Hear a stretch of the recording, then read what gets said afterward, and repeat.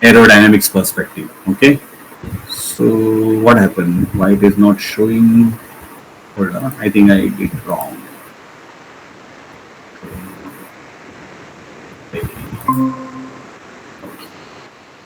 Okay, so rotorcraft operations and aerodynamics. This is the most important topic with respect to our RPC, because RPC what we are going to get is for rotorcraft, small rotorcraft, and then what we said RPAS and VLOS. Okay, so from that perspective, the rotorcraft operations and aerodynamics are important.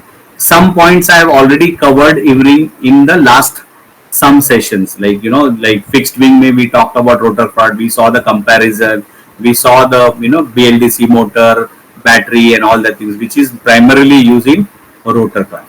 Okay, so historically if you see, this is just a couple of slides which talks about unmanned, since we are talking about UAV. Okay, so UAV was first introduced on 22nd August 1849. So this was again before the actual first flight. Okay, this was actual before the first flight. The first UAV was flown by Australian balloons measuring 5.7 meters in diameter. So Australians basically attacked the Italian city of Venice with the unmanned balloons loaded with explosives. So this was just unmanned. So just they filled the balloon with hydrogen or helium gas and they attached the explosive to the basket of that balloon, and that balloon was raised. It was left to fly. So when it flies in the air, based on the air around it, it will go towards the Italian city of Venice. It will go, and then at particular point it will start dropping, at regular intervals, what like may have 10-20 explosive attached to it. So there will be a mechanism or a fuse mechanism will be there which will trigger. Okay, there was a barometric device was there which will tell about the altitude and everything. Automatically based on that it will try to trigger the explosives over there. So it will start dropping those explosives across the city at various locations. But this was not really a successful. The same concept was used during World War II by Japan. Okay, on the western coast of America. Okay, so they've flown this type of similar, some better mechanism they have used. Okay, but that was also not successful because most of the balloons were lost into the Pacific Oceans. Okay, only one balloon reached the land of western coast of America. Okay, but that was also not successfully. No harm, nobody got injured or nobody got died because of that balloon. So that was not a successful attempt even by Japan. Okay, so these were the unmanned aerial vehicle used earlier. Okay, now if you see with the history, the father of drones is called Dr. Ibrahim Karim. Okay, he was born in Baghdad. Later on, that was in Iraq. He was Iraqi, born in Baghdad. Later moved to Israel in 1951. He did his engineering, that is aeronautical engineering, from Technion, that is Israeli Institute of Technology. Built his first drone. He built the first drone for Israeli Air Force, that is called Yom Kippur. Okay, for the war. And in 1970 he immigrated to United States. That means he moved from Israel to United States, where he got his station over there, and he founded a company called Leading Systems Incorporation and started manufacturing his first enterprise drone called Albatross. Okay, so the first drone which he manufactured was called Albatross, and further it was enhanced for its capability and functioning and all that things, and that was renamed as Predator drone. So today whatever you see the Predator drone, so that was acquired by US Army, okay, from him. And since that's the first drone which was manufactured for this kind of activity, he was called or given the title of father of drones. Okay, so Dr. Ibrahim Karim was given the title as father of drones. So this was just a small history from the perspective of your drones. Okay, so what are the basic components of the drones? We'll see in a basic drone overview: types of multi-rotor drones, quadcopter anatomy and terminology, inner electronics of a drone, and applications of your multi-rotor drones. Okay, so what is drone? Basically, drone is a aerial, ground, underwater vehicle without a human pilot on board. We have been hearing this word, right? Whenever we see UAV, AVUV, or GUAV, all these, whatever, aerial ho, ground ho, underwater, wherever the vehicle is there without a human pilot on board, that is called as drone. So even the quadcopter is drone, the vehicle which is moving on the ground, that is also drone, the vehicle which is moving inside the water, that is also called as drone. So you see, the drone is a very big segment. Okay, earlier we used to call this as a drone, this as a rover, this as a submarine or something like that. But all these three devices are being piloted without human on board. It's a remotely piloted device or vehicle. That's why they are called as drone. It is known as unmanned aerial vehicle or remotely piloted vehicle. So UAV or RPV. Whereas the entire system is known. So not only the drone, the pilot, the remote control or the ground control station, the entire system is known as unmanned aircraft system. So V is replaced by S. The system. Whenever the system word comes, that means you are talking about totality. You are talking about complete system. So remotely piloted aircraft system. So RPAS. So RPAS means the drone, the remote control, the GCS or any other device which is used. Even the pilot is a part of RPAS system. Okay. So that's what it is, RPAS system. So here we see RPAS is nothing but RPA, that is remotely piloted aircraft, plus ground control station. So now ground control station will not work on its own. It required a pilot also. That is how you define RPAS. Okay. So how does drone works? It may be a remotely controlled by a human operator. So human operator is there who is giving a control through a remote control to the aircraft. Okay. Or maybe a ground control station where there is a mission is been fed into it and just pilot just give a command to execute. Okay, so once he gives the execution command, rest of the thing is carried out by the onboard computer. So the plan what you have prepared in your ground control station will get uploaded to the drone, and then drone will automatically do all this activity and give the inputs or data back to the ground control station, like its position or whatever activity, or maybe the data. If it is capturing some images or something, it may store on the drone itself, or maybe it may be transmitting that data back to the ground control station also. So both can be possible. Okay, so to capture the data, but maximum time the data is captured in the drone because they don't want to waste that crucial transmission line for transmitting data until unless you are seeing the live footage or anything like that. Okay, but maximum the reconnaissance data, whatever you get, you are capturing the videos or you're capturing the images, all that is all stored in the drone itself. So when drone comes back and lands, you remove that chip, or you may transfer the data from drone to your control station, or maybe to your respective data analysis systems. Okay, that is how you fly the drone. So multi-rotor drones can be of more than 2 rotors. So more than 2 rotors, 3 rotors, quadcopters are 4 rotors, hexacopters are 6, octacopters are 8. So maximum you will see quad, hexa or octa. Sometimes even you get like hexa, you can see up and down, but they are still hexa. Okay, so there are up and down, there will be total 12 rotors would be there, but still it is called hexa only. Or even in quad, you can see there are rotors up and down also, but still it is quad only. Okay, it will not be called as octa because there are 4 plus 4, 8 rotors are there. It's not like that. So whenever you have arms, you calculate the arms. Okay, so if you calculate 4 arms, it's a quad. When you have 6 arms, it's hexa. When you have 8 arms, it's called as octa. Okay, so quadcopters are most popularly or widely used variant. So maximum drones what you see, as I said, small class 2 kg to 25 kg, maximum you will see quadcopters. Some multi-rotors will be hexa or octa depending upon the weight what it needs to carry. Okay, depending on the weight, like because you will see hexa primarily you will see in agriculture drones, but for surveillance quadcopter is more than enough. But in agriculture drone you may have a hexa or you may have a octa. Yes, Arkodik. Sir, like in quadcopters or hexacopters, we have alternately clockwise and anti-clockwise rotating rotors, right? Correct. And then what about the tricopter? So you see two blades, two bicopter or tricopter. Okay, normally these are not being used because they are very unstable. So in tricopter, it will be very unstable. Okay, very unstable because as you rightly said, there will not be a combination of alternate over here. Tricopter is very difficult to manage. That's why you see after quadcopter there is no ficopter. Five blades are not there. It is always even number. So 4, 6, 8 or 12, 10 or 12.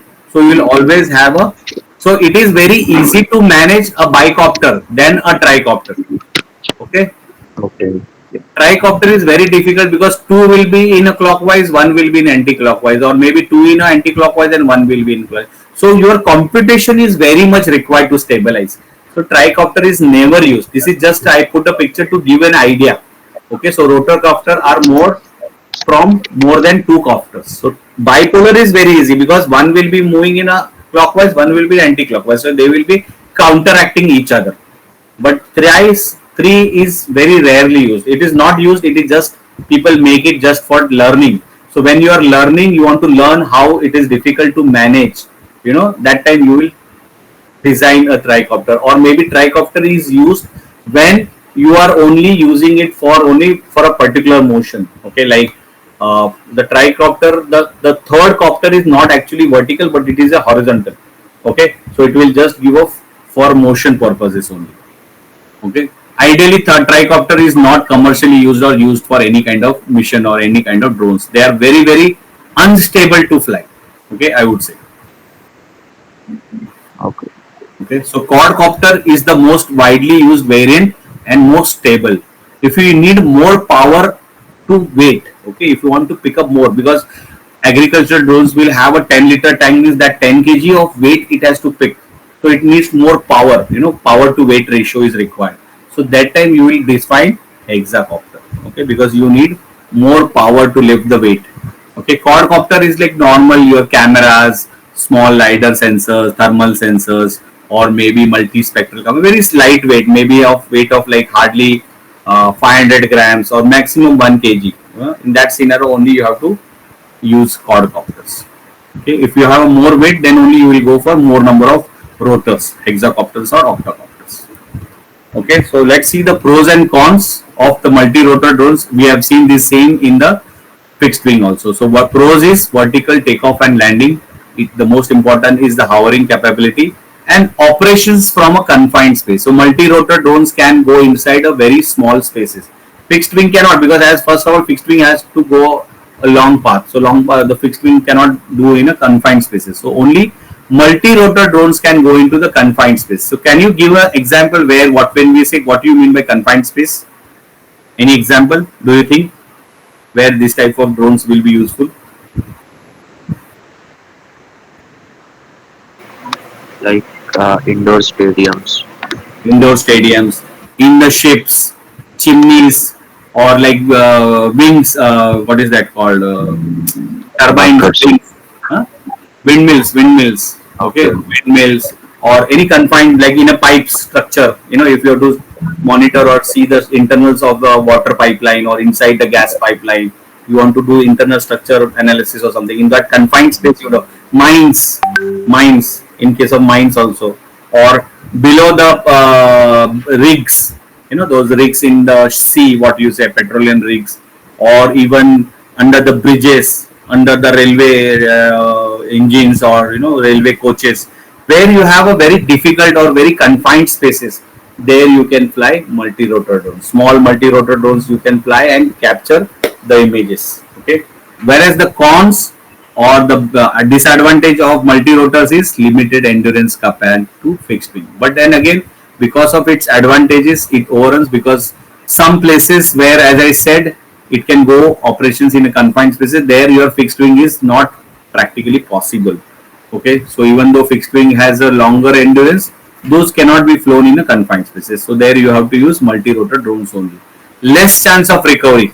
I talked earlier about this. Like in case of a single failure of motor, your drone will become unstable, and that's so your quadcopter will become tricopter, right? That is where you will have a difficulty to manage it.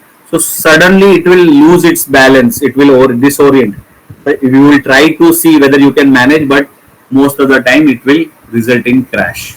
And compared to the fixed wing, your multi-rotor will have a limited speed, so it can only move into smaller spaces. So that's why I'm talking about multi-rotor operations within an area of, let's say, like 1 kilometer, 2 kilometers, 5 kilometers, max 10 kilometers, not beyond that. So when you have a BVLS conditions or rules and replications, and you have that kind of ecosystem, you may fly multi-rotor max to up to 10 kilometers to 20 kilometers max, not beyond that. Okay, because beyond that, you go 10 kilometers and coming back 10 kilometers, it will require that much battery also, right? अगर आपका battery life 20 minutes है, 10 minutes लगा जाने के लिए and 10 minutes आने के लिए, then what activity you are going to perform with the multi-rotor drone, right? So in that scenario, you will not use multi-rotor drone. You will use fixed wing. Okay, so cannot also, you have a limit of height also. The multi-rotor drone cannot fly at very height, very much high either. So cannot perform high altitude, long endurance operations. Okay, so high altitude, it cannot go beyond, I would say 5,000, 6,000, 8,000 feet. Because as you climb higher and higher, the air will become thinner. So if you see the throttle up motion, as you are closer to the ground, your drone will go higher up very fast. But as you climb, let's say 1,000 feet also, from going from 1,000 feet to 2,000 feet, it will require a lot of power because their air is thinner. So rotor has to move very, very fast. It has to push that air down and go up. So that motion, the vertical motion is very, very slow and very difficult. So as it keeps on climbing, air becomes thinner. It becomes very difficult for that drone to climb high up in there. So that's why it cannot perform high altitude long endurance activities or operations. Okay, so these are the disadvantage of multi-rotor drones. Any questions before we move to anatomy of the quadcopter? So now we'll dissect more in detail about the quadcopter. Yes, any questions? No, sir. Okay. No, sir. So let's move to the quadcopter anatomy. So as we saw, there is a frame, okay, the airframe, what we call, that's a structure, okay, what we have. We'll see this component physically during our practical sessions. I have kept a separate box with all the components of this quadcopter over there to show you, okay, the drone. So you will have a airframe, you will have a landing gear or struts, landing struts, what we call.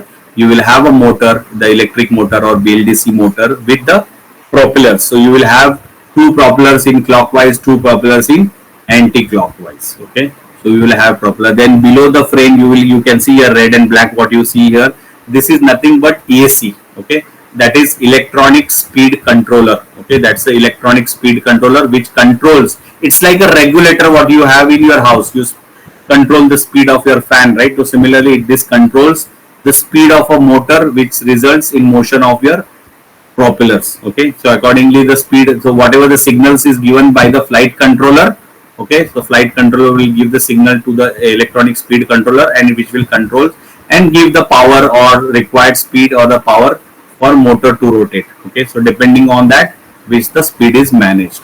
Then it has a first person view. FPV cameras will be there on the drone. Then you will have the camera with the gimbal which will capture your actual footages, your videos or photos. Okay, then it will have the powerhouse, that is the battery pack, what you see here, that will be there. And then it will have its telemetry devices like receiver, okay, where receiver will receive the signal from your remote control, okay, or transmitter. Okay, that is how the anatomy of the device is there. So let's see each, like we have seen some of this in the last presentation also. The propeller basically converts the rotational motion to the thrust. There could be a pusher or puller props, okay, which is also called as clockwise or counterclockwise propellers. Okay, so clockwise are called pushers, pullers are called counterclockwise. The propellers basically are dynamics, can be modeled by Bernoulli principle. So if you see the shape of the propeller, they're exactly like the airfoil section. So it will have a leading edge and it will have a trailing edge. So that's why it's talked about modeled by the propeller dynamics, can be modeled by Bernoulli principles, whereas the functionality converts rotational motion to thrust. So as the propellers are moving, it is pushing the air down. So as it pushing the air, drone is lifting up. So this thrust what mechanism is nothing but Newton's third law of motion. Okay, so I hope now the concepts are clear. Where the Bernoulli principle is application, where is the Newton's third law is applicable in form of a rotorcraft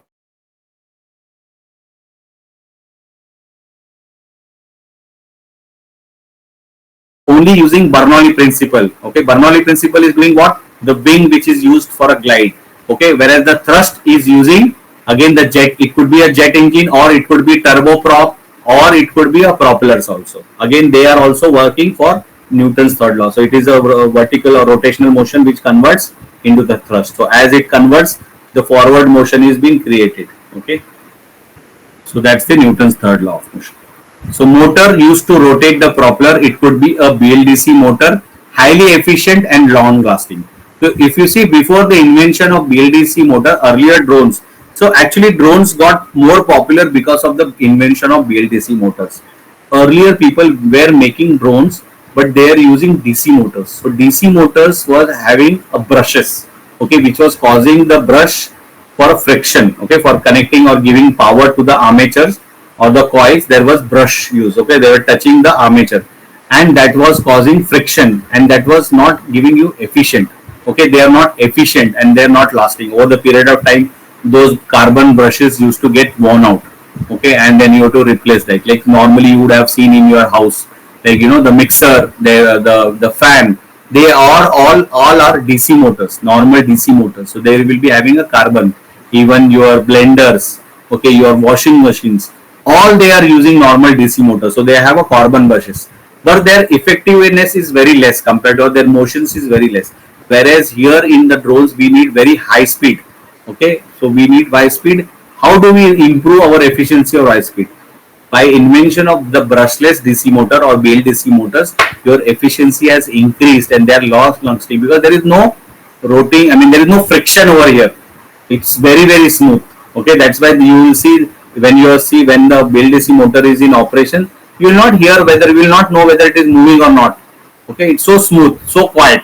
Okay, the key parameter to focus with respect to the motor is the amount of the speed, the thrust value what you are going to get, the compatible AC and compatible battery. So when you are designing a drone, first parameter is weight. Based on your weight, you need to define your motor.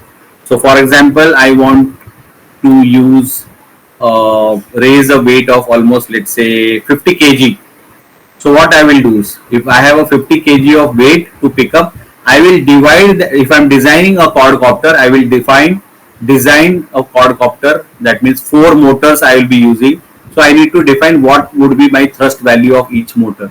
So what I will do is 50 kg divided by 4. So divide by 4 means what? It will come to 12.5 value. So when I say 12.5 value of weight will be each motor needs to be picking up. So I need to have a motor which has a capacity of almost, let's say, 12, sorry, not 12, 12.5 is my capacity coming, right, per motor. So I will decide maybe a 15 kg, 16 kg kind of weight I will define. Okay, I will see the thrust value of maybe more than my 12.5. So maybe 16 kg, 20 kg, that way I will define. Okay, so if I say each motor is of 20 kg capacity thrust it is able to generate. So if I am having 4, means what? I will have a drone with the capacity of 20 into 4 means 80 kg of 100% efficiency. But when you are calculating the payload capacity for that particular drone, you will divide that 80 by 2. So capacity of your drone will be 40 kg. So that drone can be minimum, that is 50% efficiency normally will consider. So that will be the weight of the MTW of that drone will be 40 kg. Though your drone at 100% efficiency, it will be able to carry 80 kg of weight. You always calculate 50% of its efficiency. So you will normally see. So normally when I am saying my drone weight is 24.9. So roughly you say 25 kg. My drone motor are capable of picking up the weight of almost 50 kg. Okay, so I have divided 50 kg by 2. So that is the what is my normal operational weight. So I cannot cross beyond. If I put a more weight on it, it can easily lift. It can lift up to 50 kg also. But that is where I am utilizing 100% efficiency. So every time my motor will be running at 100% efficiency. That will be overkilling. Okay, so normally whenever you are designing, you are always defined for 50% of efficiency, 50 or 60%. So standard people across the industry are currently using 50% efficiency only, because when you are climbing, throttling up, you are increasing the efficiency of motor like 60, 70, 80%, right? You are giving up. Okay, or when you are doing the movements, you know, your motor is running from normal speed to higher speed, so that time your thrust value is more. Okay, so you consider that work concern. नहीं तो क्या होगा, आपका normal 50 kg wait डाल दिया आपने, सो drone तो 50 kg wait pickup कर लेगा, but it will not able to perform because it will not able to give more power as it requires to motion, because all the power is utilized in taking that weight up in the air. Okay, but motions नहीं कर पाएगा, वो आगे नहीं जा पाएगा, because it needs much more thrust to move forward or left or right, up and down and all the things. So it will be very difficult. You will not have those smooth motions. So that's why to have a smooth motion, we will always consider the number of motors. So let's say, for example, I will give another example. I have a motor of 10 kg thrust. I design a quadcopter. So I have 4 motors. So what will be my total weight capacity?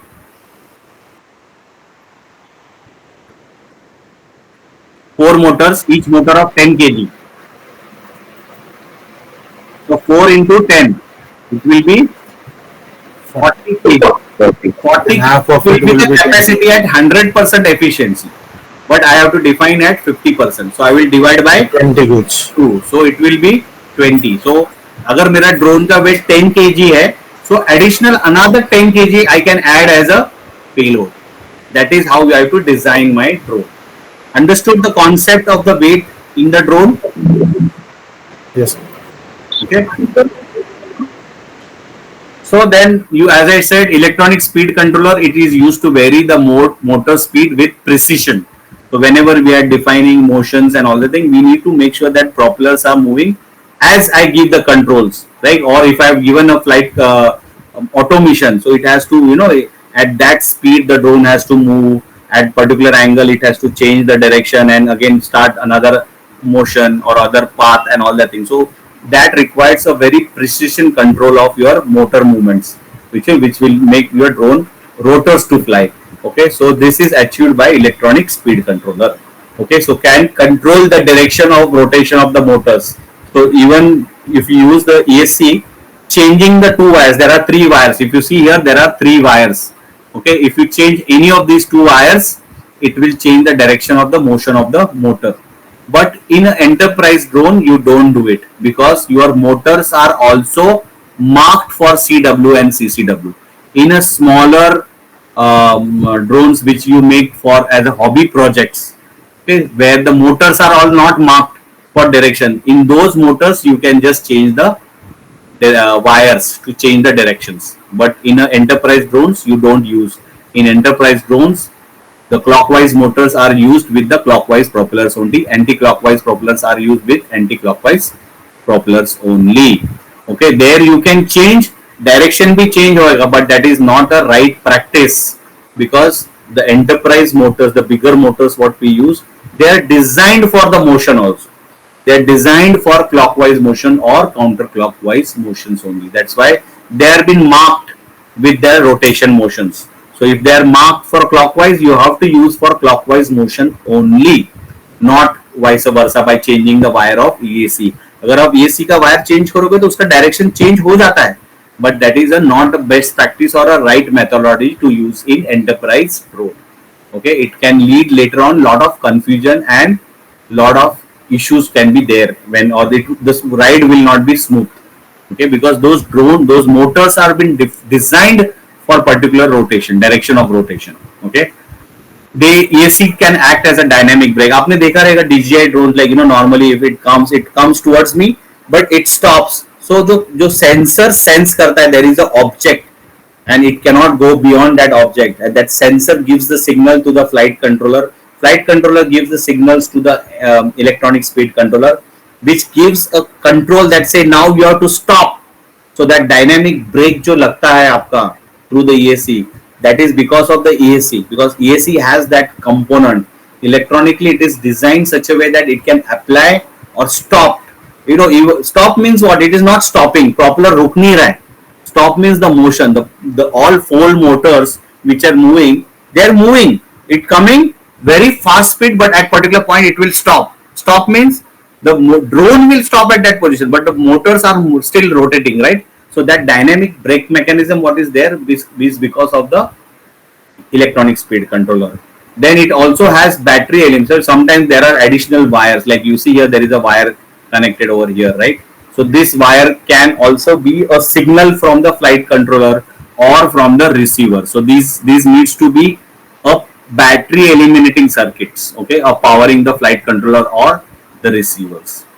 Then you will have something called as a flight control. Now this electronic speed control needs signal, right? How much power to be given, what speed. So who is giving that signal? That signal is given by the flight control. It is nothing but the brain, the CPU, like how we have a computer with the CPU, the microprocessor is the CPU, right? Main processing unit. The flight controller will also is a brain of US. So it will be receiving lot of signals from the sensors, as well as a pilot will be giving the signals, right? Pitch forward, pitch back, throttle up, throttle down, your right, your left, roll right, roll left. Whatever the signals are being provided, those are being provided by the flight controller. So this basically helps flight stabilization, navigation, and fail-safe redundancy. So tomorrow there is a topic called emergency handling, in which we are going to learn more about the navigation and fail-safe redundancy features. Okay. So most common flight controllers are AeroDynamics,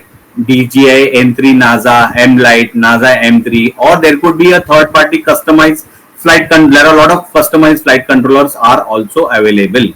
Okay. So most popular one is AeroDynamics, which is called as PixHawk.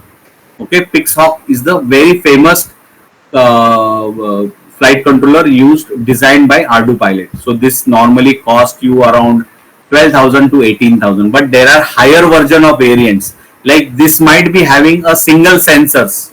Okay, so there could be a multi-sensor flight controllers also there. Okay, I'll talk more about sensors in the subsequent slides. So those, if there is one sensor, it will get only one particular inputs. But if multiple sensors are there, it will read more inputs. That will help it to make more redundant, more safer, more stable. Okay, the flight control. Like in DJI drones, why DJI flight controllers are more expensive and they are more stable? Because they may have multiple sensors inside. So similarly, PixHawk, this is a very basic version of PixHawk. There are higher versions like PixHawk Cube is there, PixHawk Orange Cube is there, PixHawk White Cube is there. You know, different are there. The PixHawk, it has also a specified specified flight controller specifically for agriculture drones also. Okay, GIY kind of sensors are there. They are variants of PixHawk only. Okay, they are derived from the PixHawk only.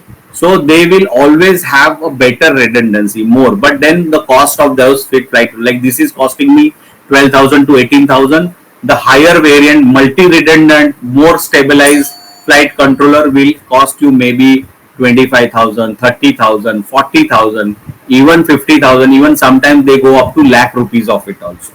Okay, so depending upon your requirement of your drone and the stabilization what you require, type of navigation you require, the type of redundancy you required inside the drone, that type of flight controller you will use. Okay, so in our agriculture drone we have a variant of PixHawk Cube which is called a PixHawk White or PixHawk Orange would be there. Either of these two flight controllers will be there in our drones. Okay, in DJI you might have a DJI N3 NASA, DJI M-Lite, or DJI MV2A3. There are different variants from available, which are available in DJI drones also, or you can purchase a separate flight controller only from DJI and build your own drone also.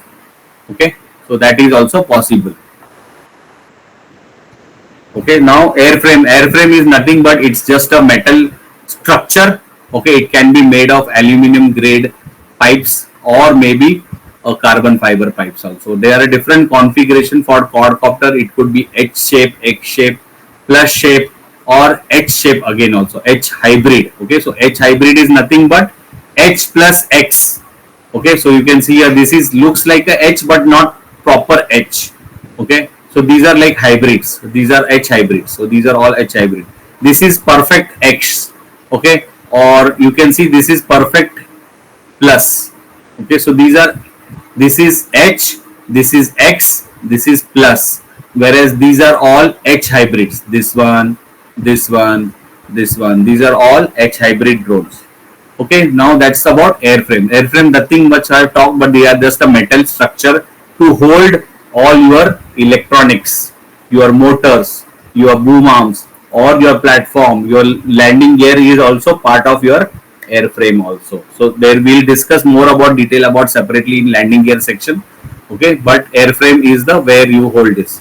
So maybe airframe will have a separate landing gear below it. Okay, but again airframe and landing gear forms the same structure because it's just the extension of more pipes as a landing gear, so that your all the electronics, all the structure, all it is above the ground, safely above the ground, at least minimum 1 foot above the ground it will be there. Okay, whereas in DJI drones it will be very closer to ground because they are very small drones, but in a bigger drones or agriculture drones you will see they are higher up.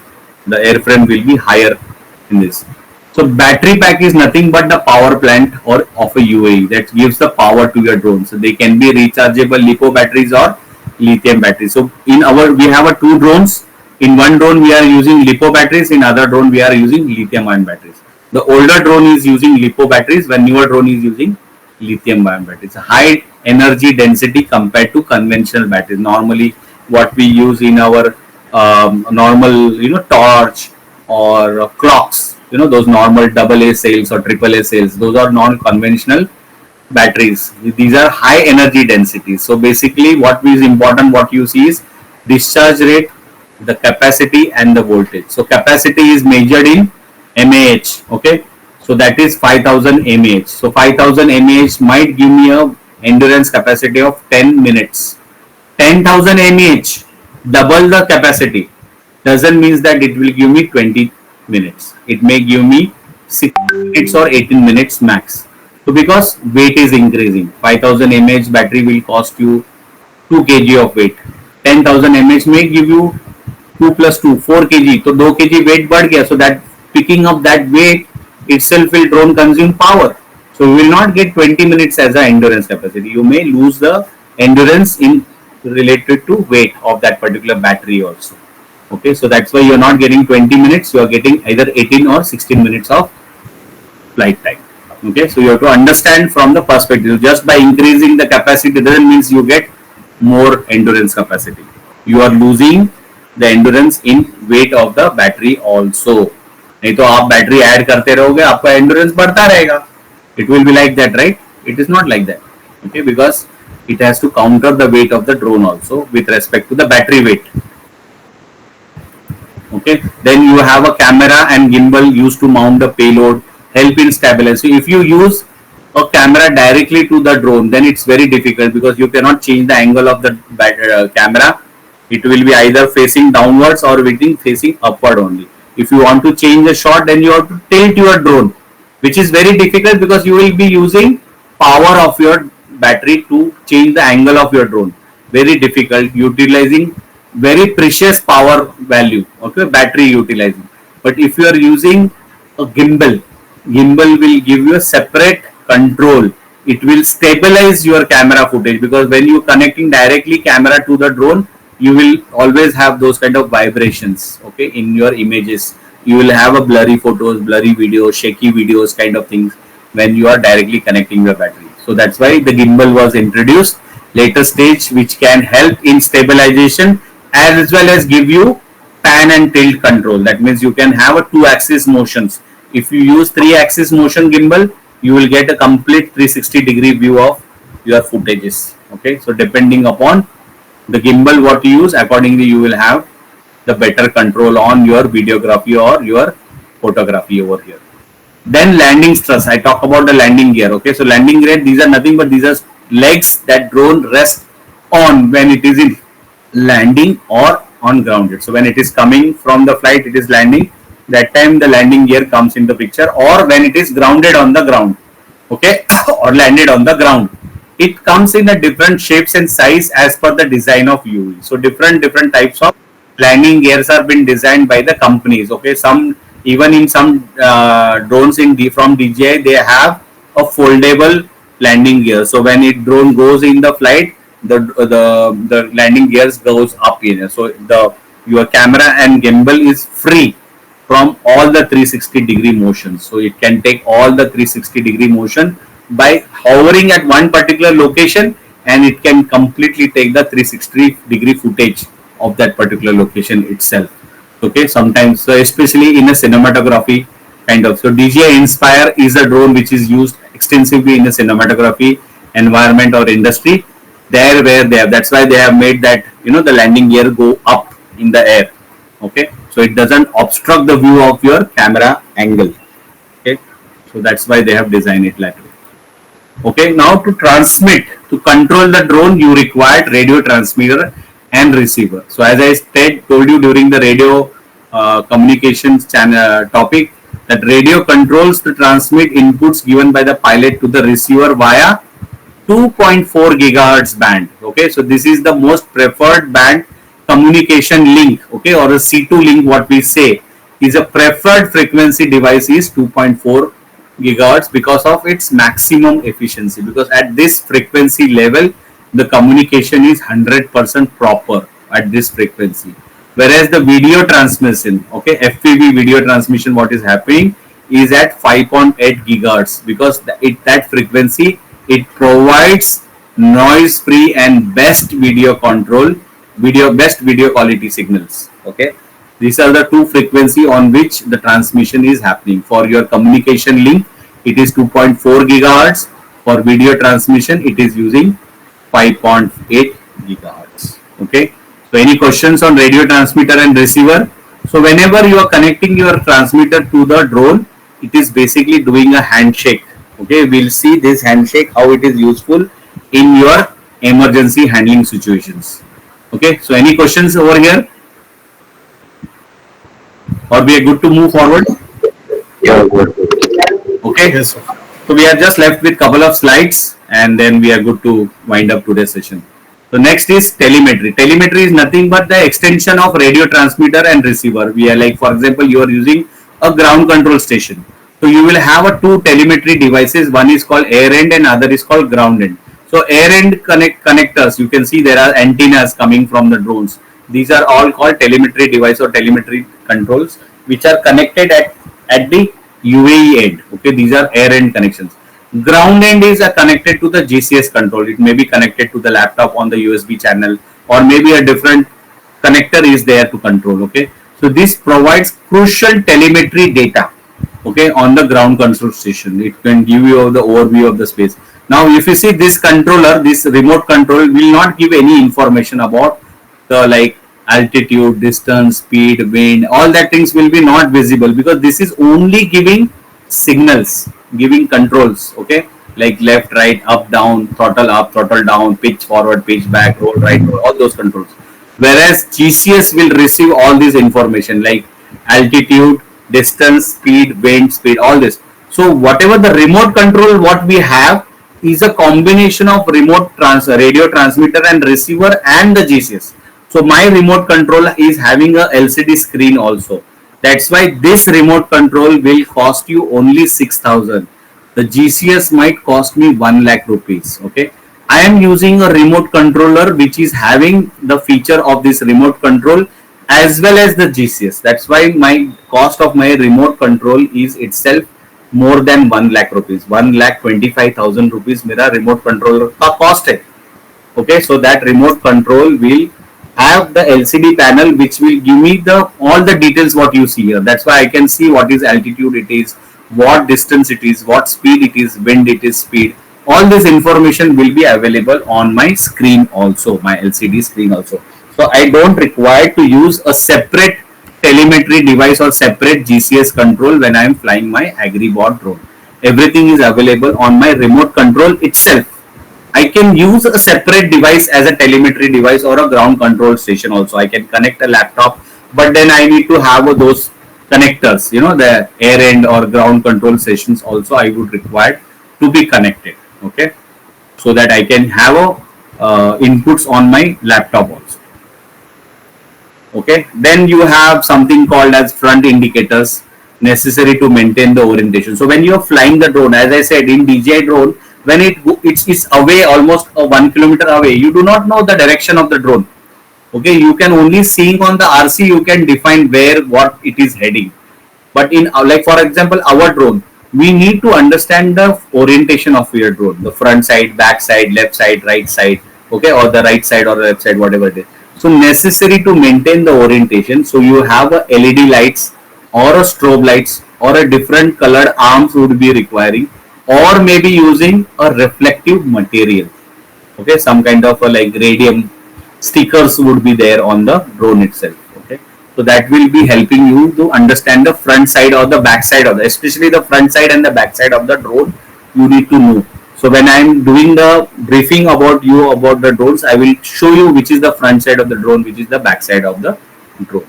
Okay, then ADSB. Okay, now this component is not there in the drone because we are still not flying the drone in VVLS condition. This component will become a mandatory component which will give you automatic dependent surveillance broadcast.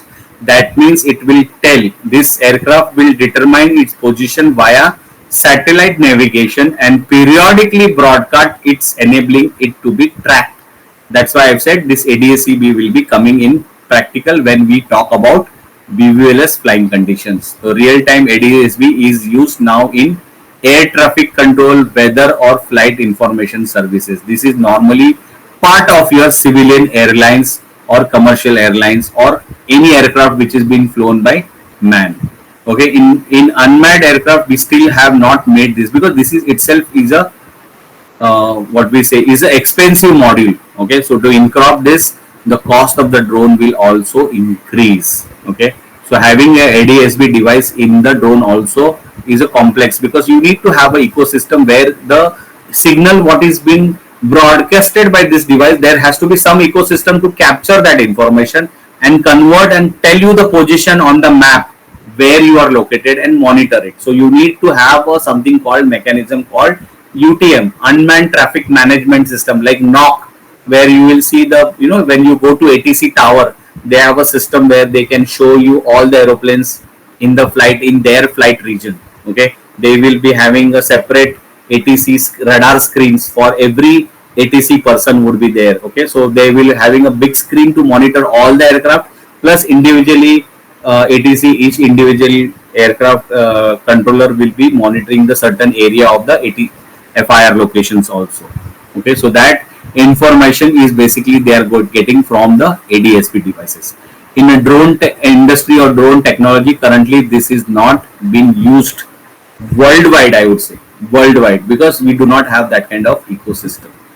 If you have built your own private ecosystem and everything, and for your drones you can use. So there are organizations, there are OEMs who are trying to build this kind of. Similarly, DGCA is also trying to build its own UTM system over there. Okay, which will be applicable once you have the UTM concept. I mean, they have given a guidelines for it, but still not practically implement because it needs a lot of backend system, backend infrastructure to be set up.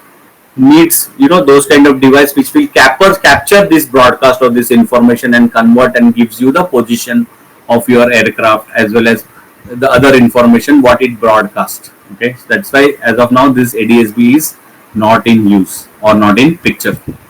Okay, now when we talk about the flight controller, there are a lot of other circuitries within the flight controllers. Like there is a microcontroller which is a brain of a flight controller, collects the measurement from all of the sensors, tells the motor what to do based on the both sensor and the user inputs, often connected to the ground station through the radio or connected to a pilot through a control link, C2 link.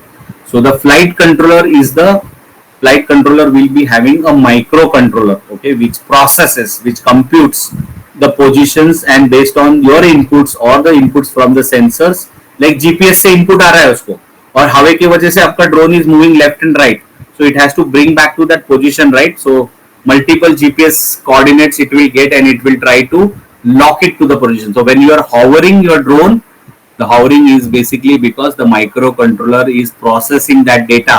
जैसे वो drift हो रहा है, थोड़ा आगे पीछे या push आ रहा है, it will control its motion on the rotor and try to make as much as stable the drone it is. Okay, so the microcontroller which controls all this. So from where these inputs are coming from? GPS. Then you have something called altitude and heading reference system. It tells where the aircraft is moving. So अगर left right हो रहा है, so it needs to give how much left it went, how much right it went, how much it goes further back, up and down. So all these three axis motions what is happening, or even if it is fixed to the person location but अगर heading भी change हो रहा है, that means yaw motion भी हो रहा है. So how much yaw has happened, how much degree the yaw has changed. So that input, when you are seeing the remote control, you will see there is an arrow on the remote control with respect to the north, south, east, west. So that अगर आपका heading change हो रहा है, that arrow will change its direction. So where from that inputs is coming? It's getting from this altitude and heading reference system. So this circuitry will give the information with respect to how much roll it did, how much pitch it did, how much yaw it did. Okay, or even the height, the altitude. Okay, how much height it has changed, throttle up, throttle down कितना किया. So these parameters will be told by this circuit, that is altitude and heading reference system. Okay, then there is another device which talks about inertial measure. Like आपका drone एक जगह से दूसरे जगह से जा रहा है, so how much accelerator is it going, how much specific speed it goes. So it has accelerometer, gyroscope, compass, magnetometer. So it gives a body specific force, angular rate, magnetic field, even magnetometer. There is a, like if you are flying a drone near the power line towers or any devices where it is giving the magnetic signals, so it will measure, it will support. So that magnetic field it will measure and it will give you this information about the magnetic field also. So necessary for autonomous flights. It allows GPS receiver to work when GPS, like sometimes you will not get the GPS signals from the GPS satellites. So in that scenario, the IMU comes into the picture, which helps drone to stabilize. Okay. Similarly, GPS will be there, which will give you a signal, latitude, longitude, positional and elevation point, what height it is flying. So all these three reference points will be given by the GPS module. Okay. It helps drone to navigate in BVLS condition. You can see it helps to give in a BVLS condition. So GPS is more useful when you are flying the drone in BVLS condition. GPS module also help in enabling to return to home or return to launch capability in case of communication or battery fail safe. अगर आपका communication fail हो गया या battery fail हो गया, battery is gone beyond threshold limits, like you are left with only 10% of battery left. So in that case, it will trigger the return to home position. Okay, so it will trigger that function and automatically drone will be not in your control, but it will come and land at the launch location. So it is the safety features which are built, which are helped by the GPS to activate as and when required. So whatever threshold we have defined, 10% threshold of battery, 20%. Like in our drone, it is defined 40%. Okay, so if we go beyond 40%, automatically my drone will return to launch or return to home position. It will come. Okay, or even my other features it will capture. Okay, then power module. This is a power module which measures the voltage or regulates the voltage from the battery, because battery is just providing a raw power to the drone, but it needs to be given a good power, green power, without fluctuation or without variance in the amperes. Okay, so that is basically made by the power module. It connect to the battery and output is connecting to the power distribution board, because you remain required to connect multiple source of power to the different devices. You might have to power your flight controller, you may have to power your GPS controller, you may have to power the ESCs, the 4 ESCs or 6 ESCs, what are there. So that will be given by the power distribution board. So if you have a quadcopter, you will have a square kind of this thing. If you have a hexacopter, you will have a much bigger power distribution board, which will having a 6 output to be connected to the 6 ESCs or motors. Okay, then there are other devices like maybe LED lights, gimbal, all other devices also may need to be powered through this power distribution board. So the power distribution board basically gives power, the raw power from the battery to the different circuitries or different devices on the drone. Okay, so with that we complete the anatomy or the component level about the drones. After this we are just talking about 3 or 4 slides are left. Application of the drones in various sectors. It could be agriculture, traffic management, forest wildlife, homeland security, urban development, disaster management, healthcare, mining. So we talked even in today morning session, right, during the introduction section, where the drones would be useful or what would be the application of drones in various sectors. Okay, like for example, if you take agriculture, it can be used for crop health and monitoring, soil health and assessment, improved resource utilization. Or you take example of disaster management, it can be taken under real-time surveillance, search and rescue, delivery of the essential goods during the disaster management. Or if you talk about healthcare during epidemic, we've seen that during epidemic, delivery of important medicines or all those things was done during the healthcare, or cleanliness or hygiene or healthcare delivery. During that epidemic or pandemic, we have seen how it was useful for thing. Or even we have seen first kind of responder, like we have seen some videos which are available on YouTube where you can provide healthcare remotely to a needy or very critical situation time of, like heart scene of heart attack, or you are lost somewhere, like in Ladakh, not Ladakh, camping. During that time also drone will be useful for providing oxygen. If you are low in the oxygen, you can flow the drone and send the oxygen tank, small oxygen tank, so that you can save crucial or precious life of a climber or a mountaineer. Okay, so in that scenario also you can use drones. Okay, so business ideas for you, it could be aerial photography, videography, commercial inspection services like bridges, cell towers, power lines, aircraft, railways. Okay, surveys and mapping, provide companies with 3D elevation, fencing data, survey control, logistics. Australia Post, Amazon has already started using drone deliveries, medical supplies, argon transportation, relief operations. Okay, or if you see in aerial photography, videography, includes films, ad making, special event journalism, real estate, surveillance, monitoring, agriculture apps. All those are using aerial photography. Like you might have seen now, if you see, I don't see any movie which goes beyond aerial photography, or even OTT series or videos. You will always see, you will have footages from the video. Even normal, because you earlier used to use tracks, the tracks, or used to use cranes. Those were very expensive and very time consuming to set up and all the things. Because of now drone, all those trolleys, cranes are being not used. Even normal day-to-day shooting is also been taken care by the drone itself, because it's very smooth motion. You just fly the drone horizontally on the ground, above the ground, and just take the footage. Very simple, very easy to do those kind of activities.